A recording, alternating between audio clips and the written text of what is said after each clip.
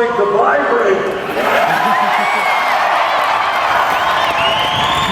Thank you all. What a fantastic crowd.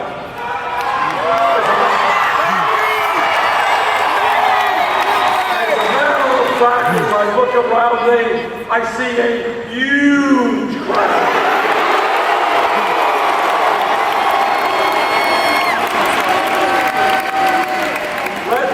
Thank Amy Ritter and Hassan Shibli and Marian Jasmine and Congressman Tulsi Gabbard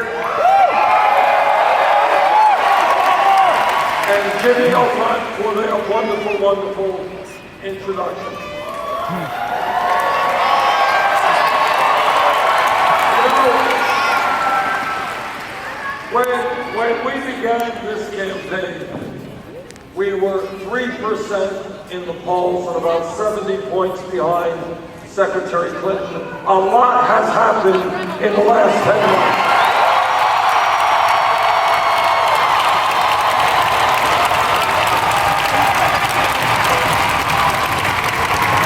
When we began this campaign, people said, well, it's true that Bernie Sanders combs his hair really nicely. And whatever the color of his suit, it really looks very nice. But you know what? He's just a fringe candidate, won't go anywhere. Well, as of Tuesday night, we have now won 9 states.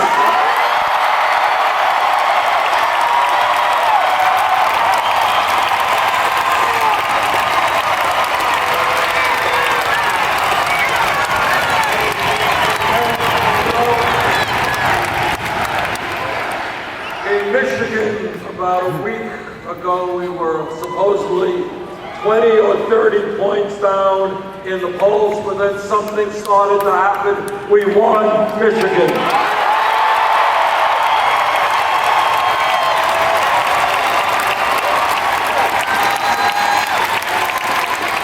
This is our 3rd rally today in Florida. The turnout has been unbelievable.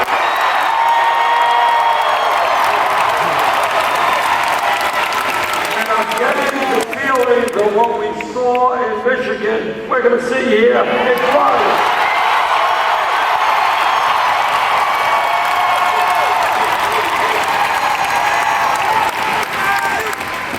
The reason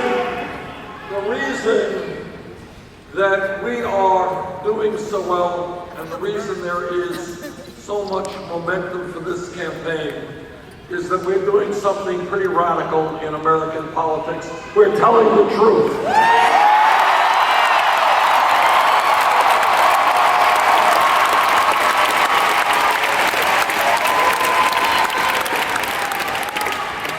And here are some of the truths that we're telling you. That number one, no president, not Bernie Sanders or anybody else, can address the very serious crisis we face alone. We need a political revolution.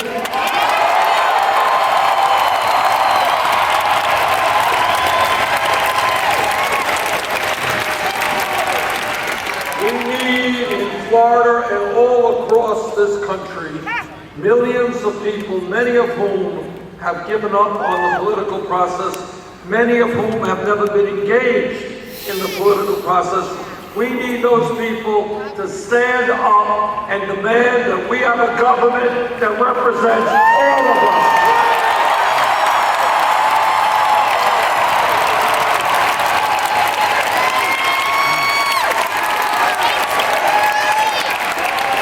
So here is a truth that no other candidate for president will tell you.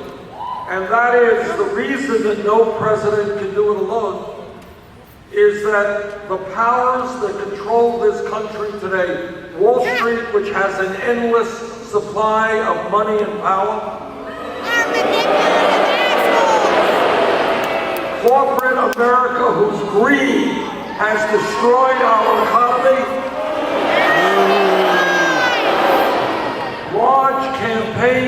contributors whose super PACs, to a large degree, control the legislative agenda of this country.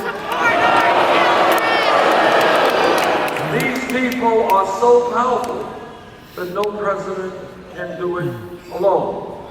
And that's why we need a political revolution. You are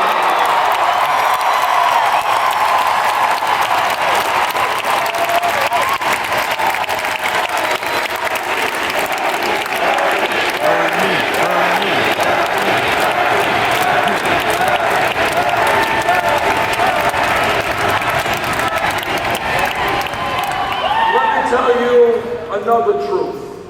And the truth is that today we have a corrupt campaign finance system that is undermining American democracy.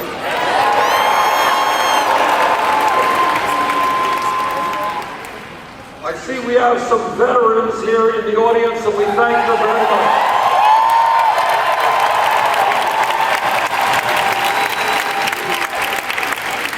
I'm the former chairman of the Senate Committee on Veterans Affairs, and I've talked to veterans from World War II to Iraq and Afghanistan.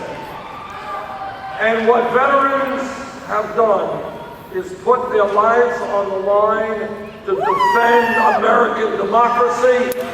And unless we stand up and overturn Citizens United, we're going to lose America.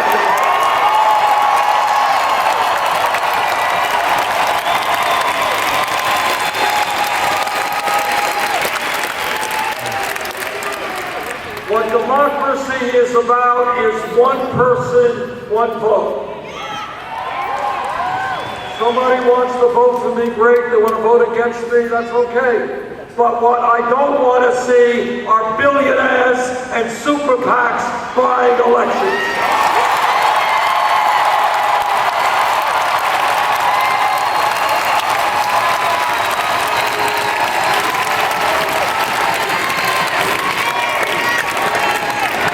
When you have billionaire families like the Koch brothers and a few other billionaires, you have heard of the Koch brothers.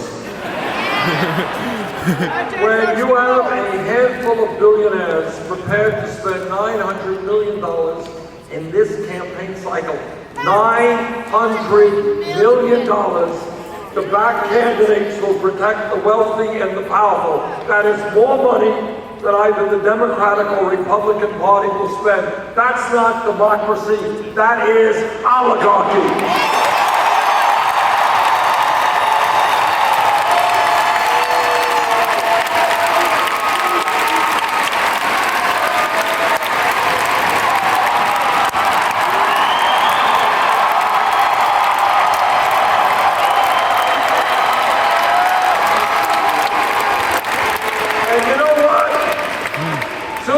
People have fought and died to defend American democracy.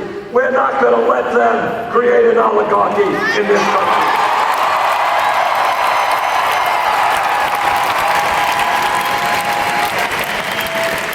Now, not only do we have today a corrupt campaign finance system which is undermining American democracy, but we have a rigged economic system today. Yes, now, what do I mean by that? Let me tell you what I mean by that. What I mean by that is that we have more income and wealth inequality than any other major country on earth. Today in America, listen to this, because it's really pretty unbelievable. Today in America, the top 1/10 of 1% now owns almost as much wealth as the bottom 90%. Today in America, the 20 wealthiest people, 20 people now own more wealth than the bottom half of America, 150 million people.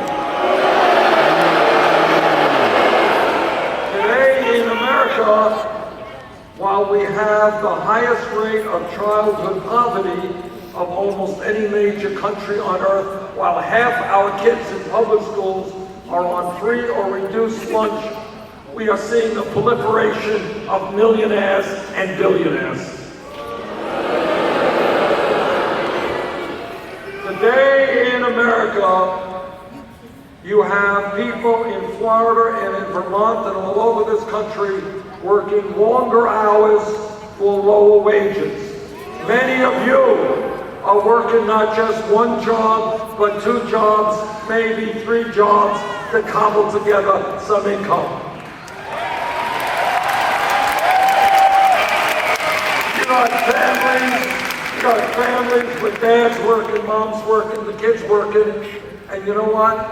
58% of all new income is going to the top 1%. That's a rigged economy. Are you guys in Tampa Bay ready for some radical ideas?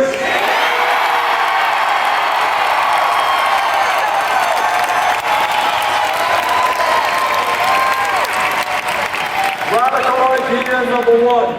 We're going to create an economy that works for everybody, not just the 1%.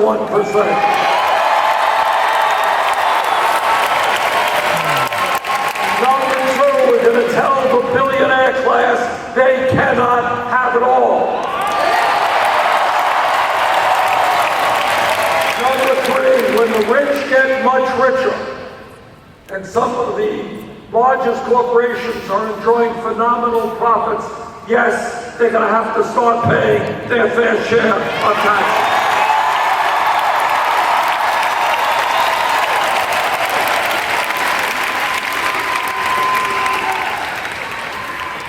Point number three, another truth, an unpleasant truth, but a truth nonetheless. We got a corrupt campaign finance system. We have a rigged economy. We have a broken criminal justice system.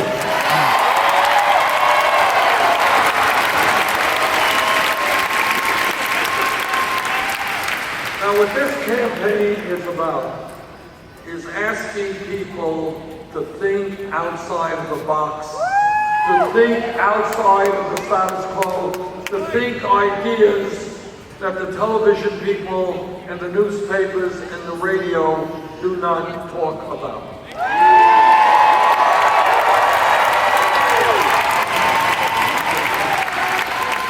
To ask a simple question, why in this great country should we have more people in jail than any other country on earth? We are spending $80 billion a year locking up 2.2 million Americans. China is 4 times our size, is a communist authoritarian country that does not tolerate dissent terribly well. We've got more people in jail than China. Why? So, what we are going to do together is end the disgrace of having 2.2 million people in jail.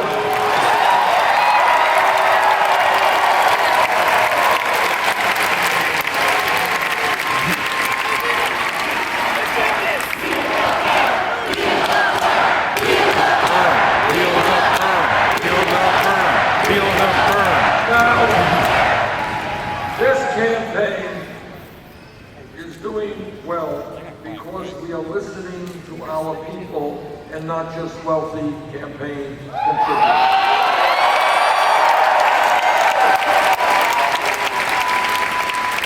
And we are listening to workers who tell me that if they work in Disney World or anybody else, anyplace else, they can't make it on $9 or $10 an hour.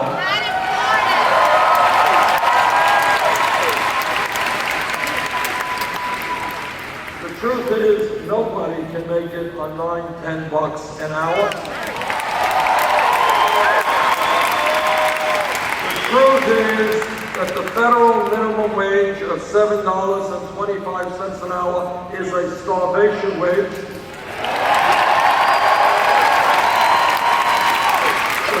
is we've got to raise the minimum wage to a living wage, $15 an hour.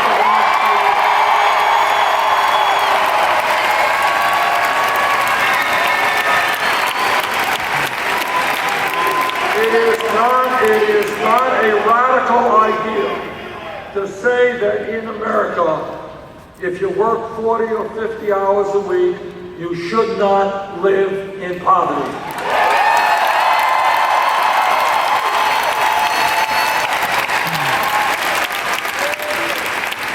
And when we talk about equitable wages in America, I know that every man in this arena will stand with the women in the fight for pay equity.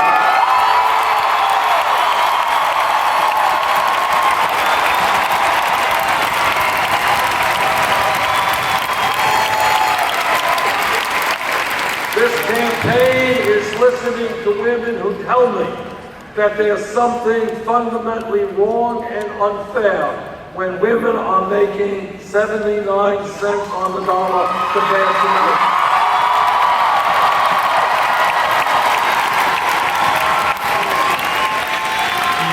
There is no economic reason for that. That is just old-fashioned sexism, and we're going to take it.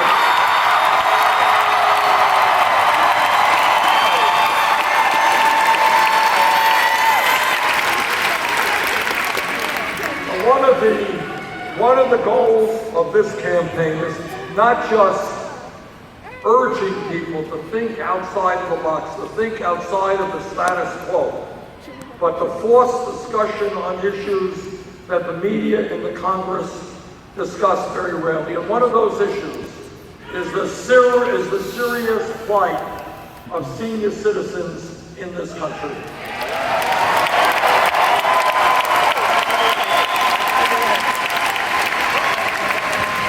In Florida and in Vermont and all over this country, we have a lot of seniors.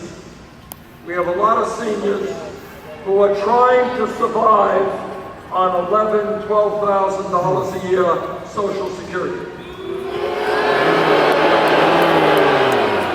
Now I want you to think about it for a second. Put yourself into the position of somebody who's 80, 90 years old, trying to live on $12,000 a year, spending money on health care, prescription drugs, keeping the house cool. And you know what? You can't do it. You cannot do it. Now, despite that obvious reality, you got many Republicans, you know what their view is? They want to cut Social Security. Well, I've got some bad news for those Republicans. We're not going to cut Social Security. We're going to expand Social Security.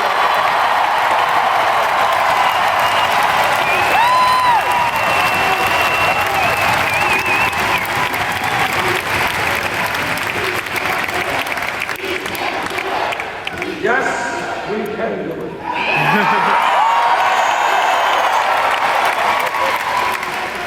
This campaign is listening to veterans. And what veterans are telling me is after putting their lives on the line to defend this country, they don't want to see their brothers and sisters sleeping out on the streets. They want decent health care, and we're going to provide it.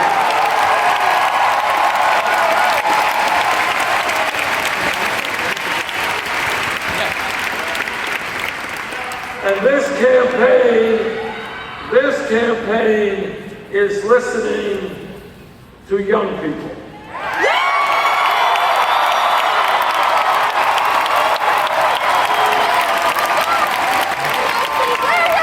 And the young people are telling me, and again, it's important to think outside of the status quo. Yeah. Don't take things for granted when they are really quite crazy. What young people are telling me is, why is it that we have to go $50,000 or $80,000 in debt because we wanted to get a decent education?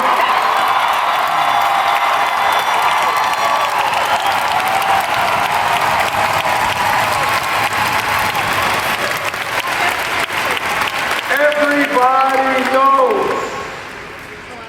everybody knows that in a highly competitive global economy, we need the best educated workforce in the world.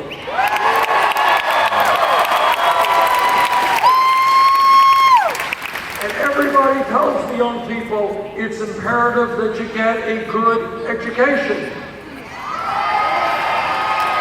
Why then are we punishing people with decades of debt for getting an education?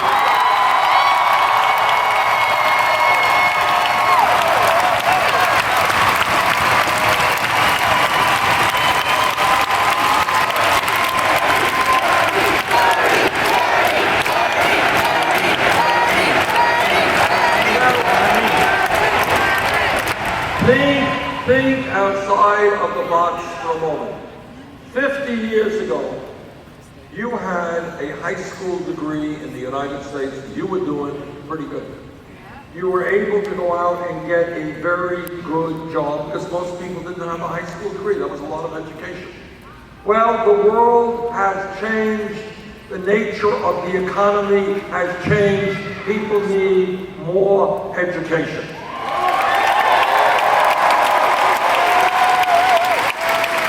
In many respects, a college degree today is the equivalent of what a high school degree was 50 years ago. So I think common sense dictates that when you think about public education today, it's not good enough to talk about first grade through 12th grade. We've got to talk about making public colleges and universities tuition free.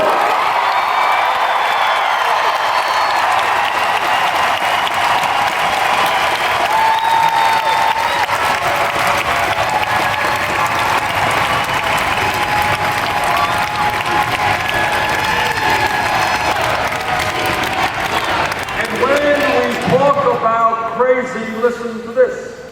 You got millions of people out there who have been paying student debt year after year after year.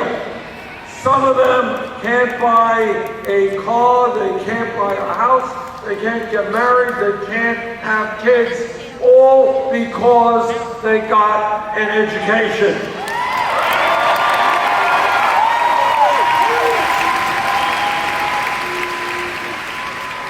That is crazy.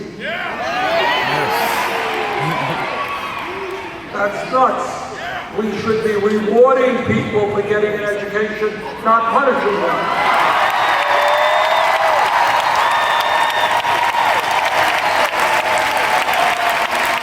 So in addition to making public colleges and universities tuition free, we're going to substantially reduce interest rates on student debt.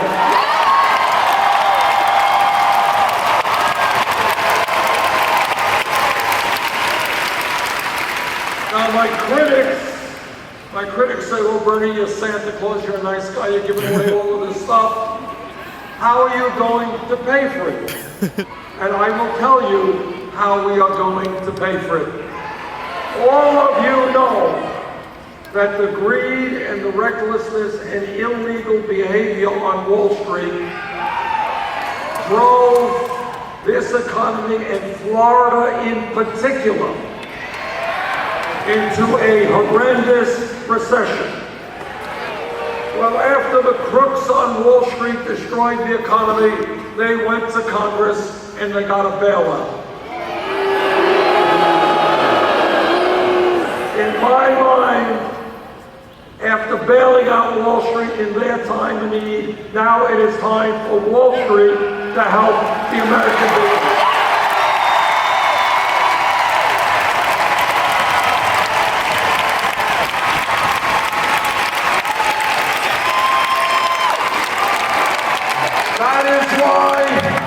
That is why we're going to pay for free tuition in public colleges and universities through a tax on Wall Street speculation.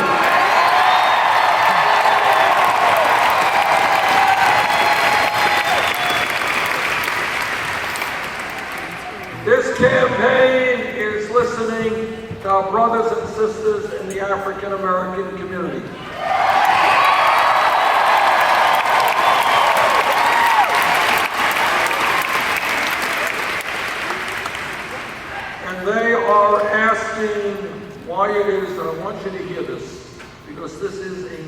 national tragedy. And this is what we have got to change. If we do not change